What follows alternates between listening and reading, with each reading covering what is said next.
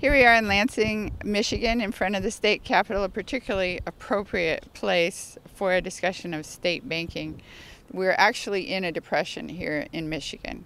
A depression is when the money supply has collapsed. That means there is simply not enough money to fund businesses and to conduct trade. So the solution is to put more money into the system. In any depression, what's wrong is that the money supply has collapsed and you have to pump it back up in some way. There are only three ways you can do this. One would be for the federal government itself to issue the money directly. And in fact, that's what the American colonists did for 100 years before the Revolution. It's what Abraham Lincoln did in order to avoid being caught by the Wall Street bankers in a debt trap, as they were actually trying to do. They were going to charge Lincoln highly usurious interest rates, 24 to 36%, in order to fund the Civil War. So that same technique could be used. The federal government could print the money to fund many projects, to put people back to work, and to get the money back into the economy. But they're not doing it, and we, the people, have very little control over Congress at this point. So your other two options are at the local level. Directly at the local level, you could issue community currencies, and many communities are doing that. And in this way, you can people can exchange products and get the local economy going again. The problem with the community currency is that you can't really fund major projects with it. You can't fund government projects, say railroads and highways and infrastructure and things that will put large numbers of people back to work. So your third alternative is to create a bank, because banks actually create money on their books.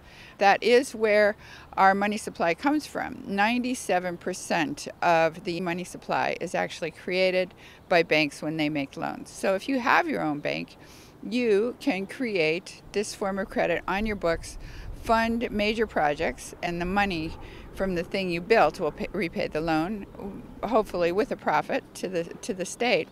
Or the thing, maybe, let's say it's low-cost housing, the rents could repay the loan, or if it's some form of energy, the fees generated by the energy would repay the loan. So there are many ways in which you could create projects that are funded through credit to get the economy going again, which is what Michigan and many other states desperately need at this time, because they aren't able to do what they really need to do. They need to do more than that to get things flowing again in the economy.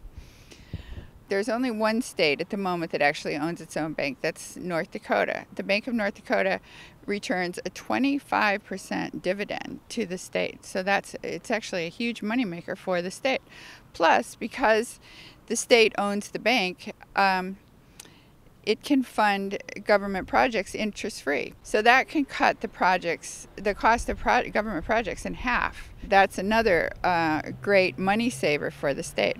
Plus, at the moment, public banks just simply are not funding local businesses and small homeowners, etc., because it's too risky. And the business model of a private bank is that it has to make profits for its shareholders. So it has to do the thing that will make the most money for its shareholders.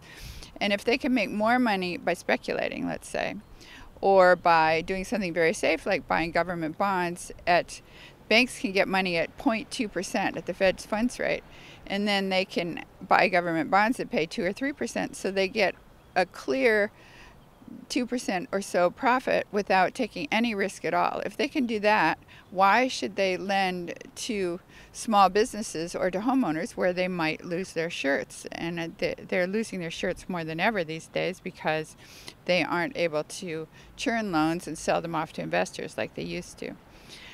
So there's a different business model for a publicly owned bank and a privately owned bank. A publicly owned bank is there to serve the community, and that's in North Dakota, for example. That's actually in their mission statement, that they are there to serve North Dakota so they have particular goals like agriculture, education, energy. Those are all things that they develop, and they can take the long view because they're not focused on their quarterly profits for their shareholders. They're focused on what is best for the state overall. So they can do a 10-year project where a private bank simply can't do that. They could actually get in trouble with their shareholders if they took that sort of risk. But it's not really a risk for the state because the state, unlike a private bank, has a huge capital base and a huge deposit base. So they're actually a much more stable entity than say a small local bank would be. A state-owned bank would obviously help the state for its projects, but it could also help consumers directly. In North Dakota, they're mostly a banker's bank, and they service the other banks and allow them, and then the local banks are the ones that actually make the loans in the community. But what the state-owned bank does is it partners with the local banks and it helps with the capital. The reason that local banks are unable to make loans right now is that they lack the capital, and this is because the collateral has shrunk. So what a state bank can do, what it does in North Dakota is it participates in these loans. So it adds the capital in allowing the local bank to make these loans. And the same goes for loans to local businesses. It can help with the capital base.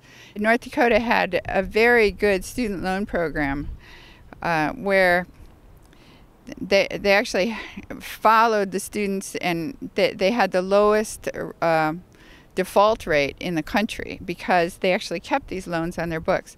In North Dakota, because they keep not just student loans, but any form of loans, they keep it on their books. They don't package them up and sell them off to investors.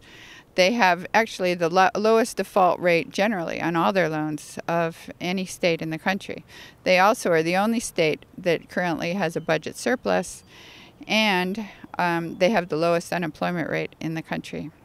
The state bank concept is currently supported by a number of people running for various offices that are Republicans, Democrats, Greens, Independents. It's all across the spectrum. What they all have in common is that they all want to get the power back for the state, or go local, get our own money back to our state for our people rather than giving it away to Wall Street to speculate with. So in Michigan, I think there's something like $2 billion going to Wall Street in interest, and that money could be and should be retained in the state for the state's own purposes. A state bank could not only make loans to the community and make loans for infrastructure, but it could actually be used to pay the budget of the state. Now, I mean, it can't be used permanently, but in North Dakota, when the state had budget problems, they borrowed from their own state bank. So a state which has budget problems could borrow from its state bank to tide it over for that period. And then because they would retain their employees, that means people would be getting paid, and then they would be engaging in commerce, buying products. So that would increase the sales taxes that would go back to the state, and it would increase the income taxes that go back to the state. And if you keep those things going, you're going to generate more money for the state, and then that can pay back the loan. There is the concern that this would be inflationary, but so long as you have a collapse in the money supply, as we have right now, and if you have people out of work and materials that could be put to work, you won't create inflation. Inflation results when demand or money exceeds supply. So when you have too much money competing for too few goods, the price will go up. But if you add extra money to the system in order to create goods and services, the prices will remain stable. So for all these reasons, Michigan should consider having its own state-owned bank.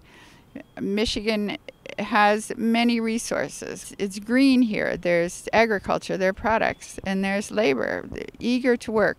The only thing they're lacking is the credit to keep the wheels of industry moving, and that credit could be provided with its own state-owned bank.